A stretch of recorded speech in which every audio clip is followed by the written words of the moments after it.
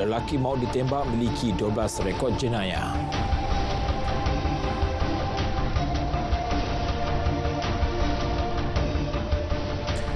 Assalamualaikum dan selamat malam. Berita tengah malam bersama saya Nazri Fahmi Syukri. Seorang anggota Jabatan Sukarelawan Malaysia Rela meninggal dunia selepas rebah ketika pembarisan lintas hormat sempena sambutan Hari Kebangsaan ke-66 peringkat Negeri Sembilan di dataran Majlis Bandaraya Seremban. Lelaki berusia 53 tahun itu jatuh dan tidak sadarkan diri kira-kira 10 pagi sebelum disahkan meninggal dunia di Hospital Tuanku Jaafar HTJ. Ketua Polis Daerah Seremban ACP Arifai Tarawi berkata, bedah siasat mendapati punca kematian disebabkan masalah jantung. Pemeriksaan pada tubuh badan mangsa juga mendapati tiada unsur jenayah dikesan. Kes diklasifikasikan sebagai mati mengejut. Orang ramai yang mempunyai maklumat mengenai kejadian berkenaan boleh menghubungi Pegawai Penyiasat atau Ibu Pejabat Daerah Seremban di talian tertera. Seorang lelaki maut ditembak di kawasan rumah kedai di Persiaran Hamzah Alang semalam. Lelaki berusia 36 tahun itu dilaporkan memiliki 12 rekod jenayah lampau berkaitan dadah dan jenayah kekerasan. Ketua Polis Daerah Kelang Utara ACP S. Vijaya Rao berkata, bertindak atas maklumat, pasukan dari IPD Kelang Utara bergerak ke lokasi kejadian pada 10.35 malam. Siasatan awam mendapati saksi awam telah terdengar bunyi beberapa das tembakan dan berlaku kemalangan jalan raya kecil di sekitar lokasi kejadian. Polis juga masih lagi mengesan beberapa saksi bebas di tempat kejadian selain mengesan bukti dan kamera litar tertutup di situ bagi mengesan suspek terlibat. Kes disiasat mengikut Seksyen 302 Kanun Keseksaan. Orang ramai yang mempunyai maklumat lanjut mengenai kejadian diminta agar menyalurkannya kepada IPD Kelang Utara atau Balai Polis berdekatan. Dua lelaki warga Thailand ditahan dalam serbuan sebuah stor haram yang menyimpan barang kawalan dipercayai disil di kawasan perindustrian Bukit Kayu Hitam Kedah. Serbuan hasil risikan selama 2 minggu itu dilakukan KPDN dengan kerjasama pasukan cawangan khas Polis Diraja Malaysia. Pengarah KPDN Kedah Afendi Rajini Khan menerusi kenyataan berkata, hasil pemeriksaan menjumpai 2 unit tangki ubah suai, 9 unit tangki IBC yang berisi bahan api yang disyaki disil berjumlah lebih 30,000 liter. Turut dijumpai 3 buah kenderaan bernombor pendaftaran Thailand dan juga beberapa peralatan lain yang disyaki digunakan untuk aktiviti penyelewengan. Keseluruhan rampasan dianggarkan berjumlah RM264,500. Kes disiasat di bawah Seksyen 21 Akta Kawalan Bekalan 1961. Sebanyak 13 buah motosikal disita dalam operasi pencegahan jenayah bersepadu Ambang Merdeka yang dijalankan di beberapa lokasi di daerah Barat Daya. Operasi bersepadu itu dijalankan bermula 11.30 malam dan tamat 5 jam kemudian. Menurut kenyataan Ibu Pejabat Polis Daerah Barat Daya, motosikal yang disita adalah mengikut Seksyen 64/4 Akta Pengangkutan Jalan 1987. Pihak polis turut mengeluarkan 116 saman kerana pelbagai kesalahan lalu lintas. Selain mencegah aktiviti samsing jalanan oleh mak rempit, operasi bertujuan mencegah kejadian kes kecurian kenderaan, ragut, pecah rumah dan lain-lain jenayah. Pemeriksaan turut dijalankan di pusat-pusat hiburan bagi mengesan suspek jenayah, dadah dan orang dikehendaki polis. Perkembangan PRK Parlimen Pulai dan Dewan Negeri Simpang Jeram. 99 permit ceramah dan kempen daripada 107 permohonan diluluskan Polis Johor setakat semalam. 2 kertas siasatan juga telah dibuka. Jurucakap Media PRK Johor, Superintendent Ibrahim Maksum berkata sehingga semalam 3 permit ceramah dan 24 permit kempen diluluskan di Pulai, manakala 14 permit ceramah dan 1 permit kempen di Simpang Jeram. Semua parti dan calon diingatkan saling menghormati dan tidak melakukan kerosakan terhadap bahan-bahan kempen. Tindakan tegas boleh dikenakan mengikut Seksyen 427 Kanun Keseksaan yang memperuntukkan penjara 5 tahun atau denda serta kedua-duanya sekali. Sebutir bom mortar ditemui orang awam di tepi jalan Taman Tanjung Minyak Melaka. Menurut Ketua Polis Daerah Melaka Tengah ACP Christopher Patit, pihaknya menerima maklumat pada jam 3.15 petang tadi. Pengadu seorang wanita berada di kawasan semak jalan tersebut untuk mencari buluh rebung. Dia kemudiannya menjumpai bom berkenaan tidak kurang 30 meter di kawasan bawah kabel pencawang TMB. Bertindak atas maklumat tersebut, pihak polis menjalankan offensive search di kawasan sekitar namun tidak menemui sebarang objek lain yang mencurigakan. Bom mortar berukuran 30 cm panjang itu dalam keadaan berkarat dipercayai telah dilancarkan dan disahkan tidak mengandungi bahan letupan. Gegaran kecil akibat gempa bumi lemah bermagnitud 3.7 berlaku di Ranau pada pukul 7.13 pagi tadi. Namun, tiada insiden yang tidak diingini dilaporkan berlaku. Ketua Balai Bomba dan Penyelamat Malaysia Ranau, Ridwan Muhammad Taib berkata, pihaknya juga tidak menerima sebarang laporan atau panggilan kecemasan daripada orang awam akibat gempa bumi itu. Selepas berlakunya gegaran berkenaan, pemantauan dan pemeriksaan bangunan di sekitar Ranau telah dilakukan. Jabatan Meteorologi Malaysia dalam kenyataan memberitahu pusat gempa bumi itu terletak di 6.1 darjah utara dan 116.6 darjah timur dengan kedalaman 5 km iaitu 13 km barat laut dari Ranau. Penduduk di daerah Kuala Selangor diminta peka dan berwaspada berdepan fenomena air pasang besar bermula esok hingga Isnin depan.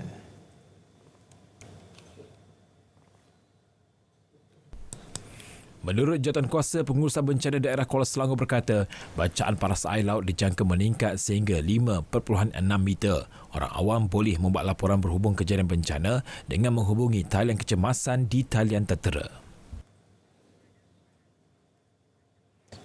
Malaysia akan menghantar nota bantahan kepada China berhubung tuntutan negara itu di Laut China Selatan. Ia seperti yang digariskan dalam Peta Standard China edisi 2023 yang turut meliputi kawasan maritim Malaysia. Menteri Luar Datuk Seri Dr. Zamri Abdul Kadir berkata, tindakan tersebut merupakan langkah susulan yang diambil kerajaan dalam isu berkenaan. Kementerian Luar dalam kenyataan semalam memaklumkan kerajaan tidak mengiktiraf tuntutan China di Laut China Selatan. Peta itu sama sekali tidak mengikat Malaysia. Kementerian Sumber Asli China pada Isnin mengeluarkan Peta Standard China edisi 2023 yang turut meliputi kawasan maritim Zon Ekonomi Eksklusif EEZ Malaysia berhampiran Sabah dan Sarawak, Brunei, Filipina, Indonesia dan Vietnam selain beberapa kawasan di India. Sekolah Vernakular menjadi satu medium ikatan perpaduan dalam kalangan generasi baru yang menguasai pelbagai bahasa termasuk bahasa kebangsaan. Menteri Perpaduan Negara Aaron Agor Dagang berkata bahawa menutup sekolah vernakular bukan cara terbaik untuk merapatkan jurang perkauman. Sekarang ini mungkin di sebaliknya. Kita telah mengadakan satu forum di mana telah didapati kalau dulu Vernacular School sebagai pemisah antara kaum.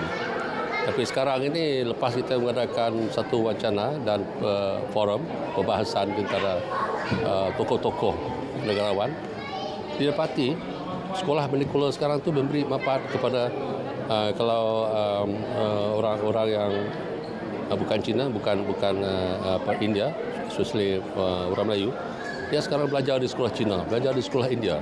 Mereka sekarang semua dah pandai cakap Cina dan India. Sama-sama juga di Sarawak. Chinese school di Sarawak 60% occupied by Bumiputra, orang Dayak. Dan mereka pula fasih bahasa Cina. It become a uniting factor, bukan pemisahan. Kita buat satu app ni, semua bisnes kat dalam kampung ni, kita letak dalam satu app. Baru kita boleh buat orang bandar ni berhubung dengan orang kampung. Jaringan berkomunikasi tanpa sepadan. Nak join? Saya dengan Mak boleh tolong.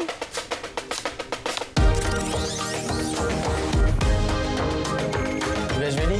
1, 2, 3. Publish!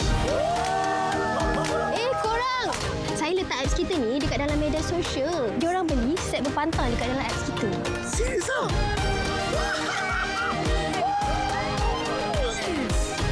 Azimah! Cepat! Kau ambulans! Kakak ni nak salin pula! Nasib kat sini ada wifi bang. Dapat juga abang tengok clear muka anak kita. Marilah sama-sama kita kan kian bijak berkesan.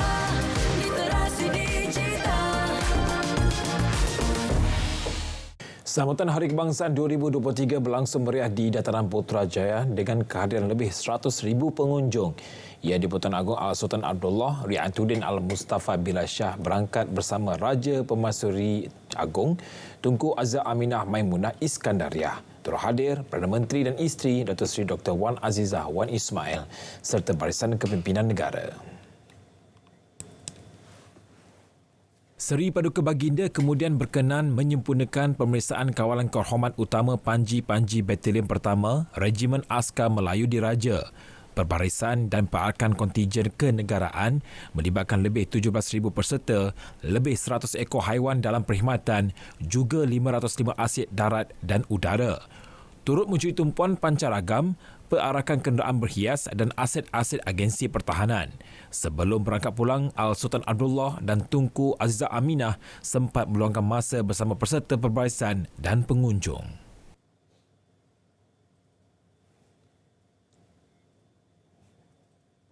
Sempena sambutan Hari Kebangsaan ke-66 peringkat negeri Kedah, Sultan Kedah Al-Sultan Aminul Karim Sultan Salahuddin Ibni Almarhum Sultan Badishah berkenan berangkat ke istiadat perbarisan dan perarakan yang diadakan di dataran Medan Bandar Alor. Istiadat bermula dengan pemeriksaan perbarisan oleh Sultan Kedah. Ia diikuti perarakan perbarisan oleh 115 kontijen pelbagai kategori melintasi pentas khas dengan diiringi lagu-lagu patriotik oleh kumpulan pancaragam dan persembahan hiburan serta penyampaian hadiah. Lebih 20,000 rakyat Kedah hadir menyaksikan kemeriahan istiadat perbarisan dan perarakan kali ini. Dilengkaui pertandingan pakaian beragam Merdeka 66 disertai 100 kanak-kanak 4 hingga 12 tahun memberiakan sambutan Hari Kebangsaan. Peserta tampil memperagakan pelbagai jenis pakaian beragam hasil kreativiti ibu bapa mereka. Sambutan di Melaka juga tidak kurang meriah. Buat jolong kalinya, 12 bot Melaka River Cruise dan 2 jet ski terlibat perarakan sambutan Hari Kebangsaan ke-66 peringkat negeri itu. Bot berkenaan membawa 250 pesilat dari Persatuan Seni Silat Kunci Melayu Melaka dan 50 kanak-kanak berpakaian pelbagai etnik. Walaupun dalam suasana kegairahan berkempen bagi pilihan raya kecil, semangat perpaduan dalam kalangan masyarakat Simpang Jeram jelas terbukti melalui sambutan Ambang Merdeka. Bagi penduduk Taman Jaya Bakri, walaupun sambutan diadakan secara sederhana, namun program yang dilaksana Persatuan Kebajikan dan Sosial Kaum India itu meriah dengan kehadiran hampir 200 penduduk. 10,000 pengunjung hadir memeriahkan pekarangan Stadium Indra Mulia Ipoh Perak. Sambutan diserikan dengan keberangkatan Sultan Perak, Sultan Nazri Muizzuddin Shah dan Raja Pemaisuri Perak, Tuanku Zahra Salim. Sebanyak 95 kontijen melibatkan 4,855 peserta mengambil bahagian pada perarakan kali ini. Di Terengganu, hampir 4,000 peserta daripada 109 kontijen menyertai perarakan dataran Shah Bandar Kuala Terengganu. Yang di-Pertuan Muda Terengganu Tengku Muhammad Ismail Sultan Mizan turut berangkat bersama adindanya mencuri tumpuan perarakan aset ketenteraan dan pertunjukan udara.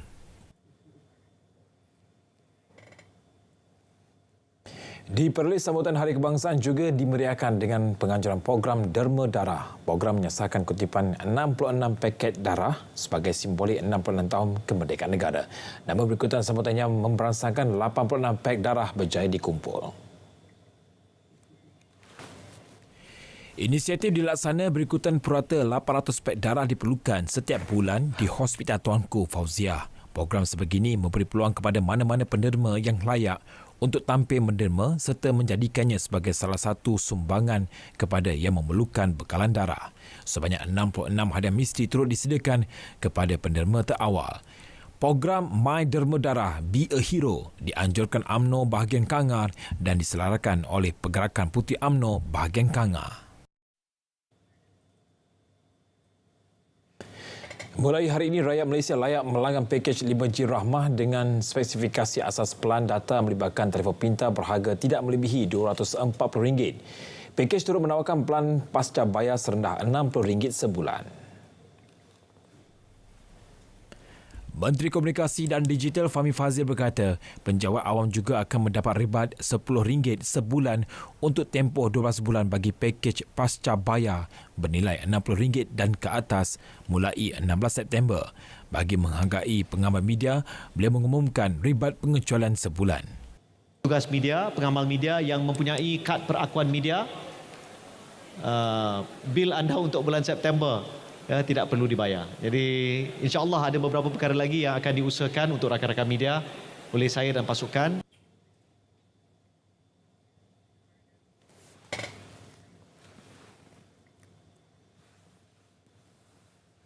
Ia merupakan satu inisiatif yang baik untuk memastikan semua rakyat negara kita ini mendapat perkhidmatan 5G dan juga supaya boleh tingkatkan lagi tahap ekonomi dan juga kehidupan masing-masing.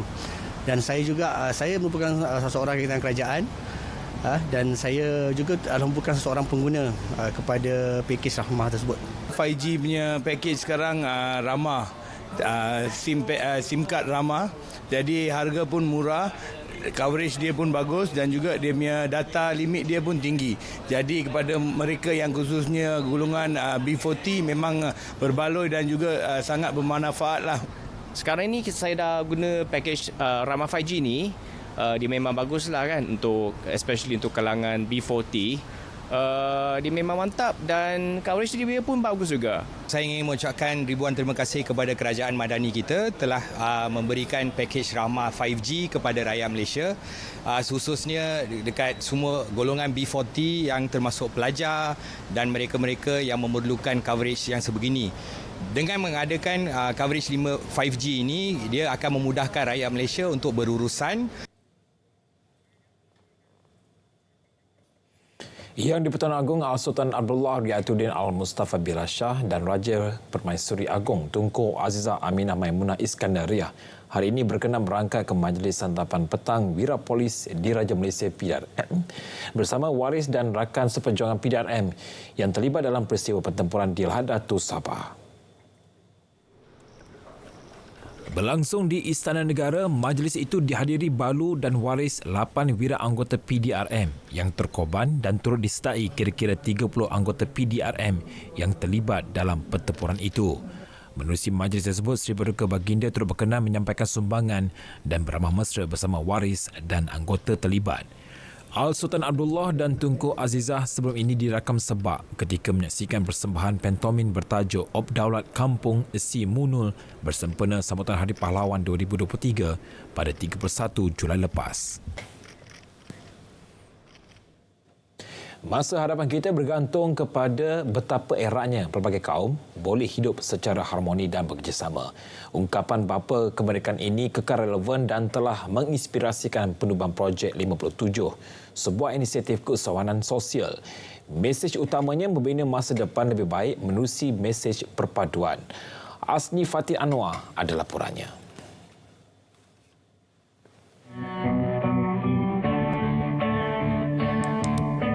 Syed Saddiq Albar dan Colin Swee, dua sahabat baik di sebalik Projek 57 yang diasaskan pada 2015.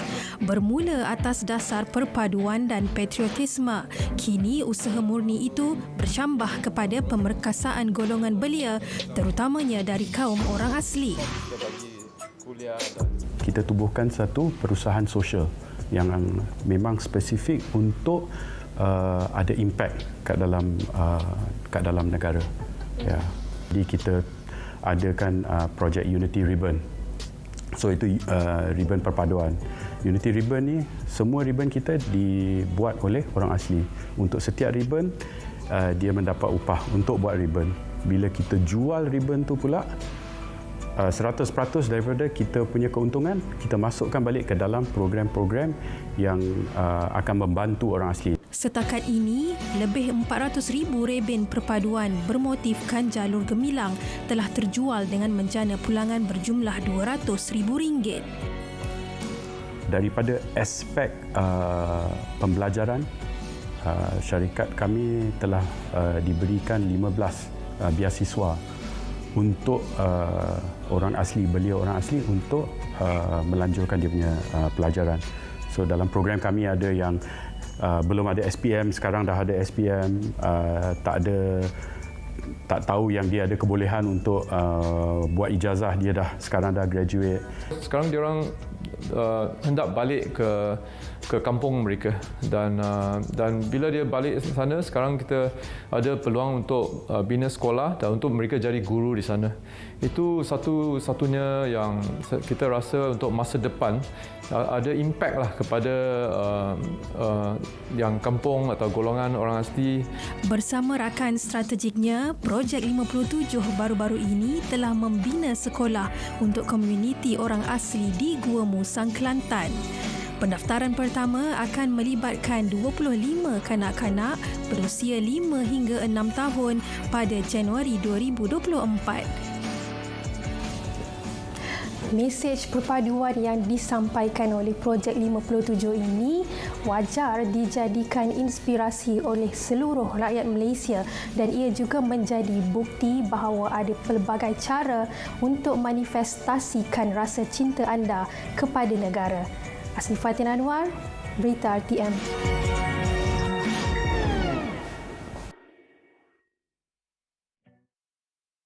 Kementerian Pelaburan, Perdagangan dan Industri bersetuju untuk bekerjasama dengan Kerajaan Negeri Johor menerusi perbincangan meja bulat Oktober ini. Ia bagi membincangkan berkenaan isu dan cabaran yang dihadapi pemain industri perabot terutamanya di daerah Muar yang menjadi hub pengeluaran perabot terbesar di Malaysia. Beberapa isu yang telah dibangkitkan yang saya pada hari ini bersetuju bekerjasama dengan Kerajaan Negeri Johor supaya kita buat satu round table di mana saya sendiri akan mengerusikan mesyuarat tersebut untuk membincangkan isu-isu dan yang dibangkitkan hari ini, cabaran-cabaran yang dihadapi oleh industri. Kerana sebenarnya industri perabot ini adalah salah satu industri yang besar ya. Kalau kita lihat daripada segi total trade ataupun perdagangan, dia telah mencecah hampir 19 bilion ringgit pada tahun 2022 ya. Kerjasama Johor dan Kerajaan Persekutuan ini dapat meningkatkan lagi industri perabot yang dipelopori di daerah Muar. Kita yakin bahawa selepas ini dengan kolaborasi yang bakal diterajui bersama kementerian dan juga kerajaan negeri, angka itu boleh meningkat lagi. Kerana I think there's a lot of things yang boleh di-resolve dengan bantuan dan juga dasar di peringkat kementerian dan juga persekutuan supaya dapat kita kembangkan lagi industri perabot di kawasan daerah Muar ini, insya-Allah. Perbadanan Usahawan Nasional Berhad PUNB menyasarkan agihan pembiayaan sehingga RM5 juta melibatkan 10 usahawan di Kedah sehingga hujung tahun ini. RM4 juta nilai pembiayaan telah disalurkan kepada 9 buah syarikat setakat 31 Julai lalu. 4 sektor utama yang kita bantu, sektor otomotif, maknanya anything to do with workshop, petrol pump, kedai jual kita otomotif. Kedua, professionals ni daripada segi yang jual doctors, architects, accountant. Ketiga will be clothing, baju fashion, clothing and fashion lah. 4 obviously F&B masih tak lagi lah. Tapi F&B kami bukan merangkum restoran-restoran tipikal tradisional je. Kita lebih restoran yang ada berkonsep lah. Sejak ditubuhkan pada 1991, perbadanan itu telah meluluskan RM290 juta pembiayaan perniagaan kepada 780 syarikat di Kedah, termasuk 50 syarikat di Langkawi melibatkan pembiayaan berjumlah RM25 juta.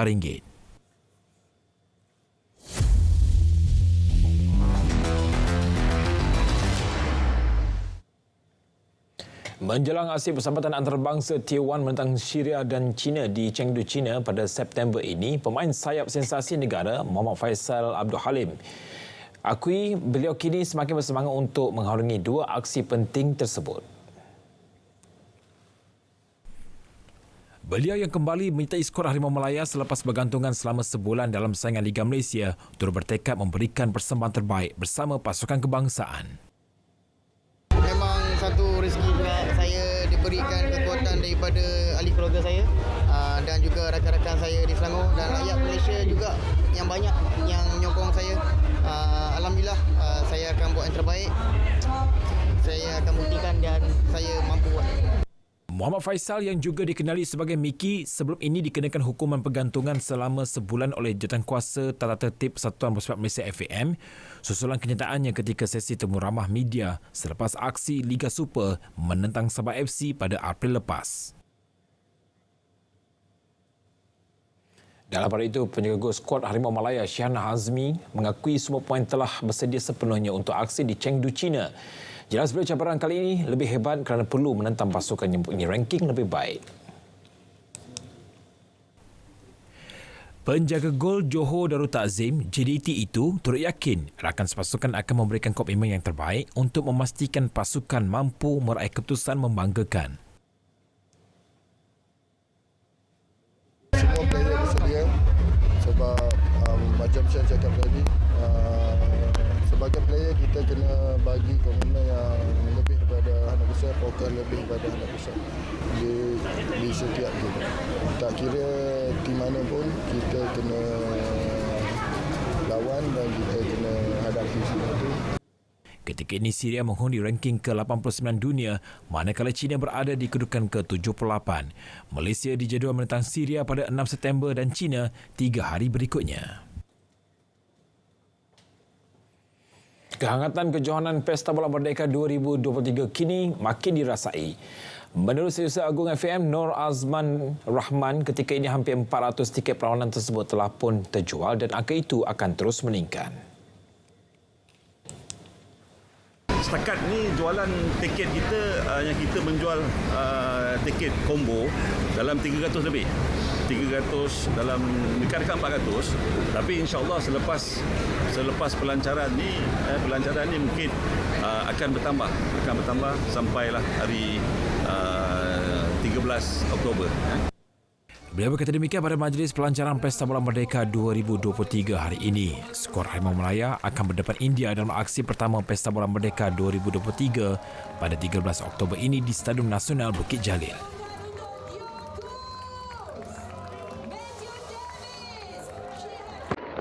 Dilepaskan sekali lepas, perhatikan kepada Azmi Ibrahim dan Watson di depan sekali sekarang. Watson dengan begitu laju meninggalkan Azmi dengan begitu jauh, terlalu kuat Watson sekarang menuju ke garisan penamat. Jauh sekali Azmi di tempat yang kedua, manakala tempat yang ketiga kali.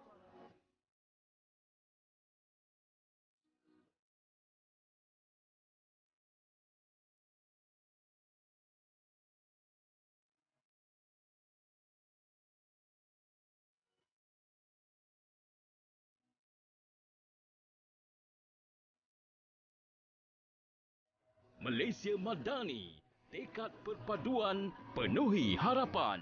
Selamat menyambut Hari Kebangsaan 2023. Mewarnaimu di TV1. Berita tengah malam berakhir di sini. Saya Nazif Ahmed Syukri, Malaysia Madani, tekad perpaduan, penuhi harapan. Assalamualaikum dan selamat malam.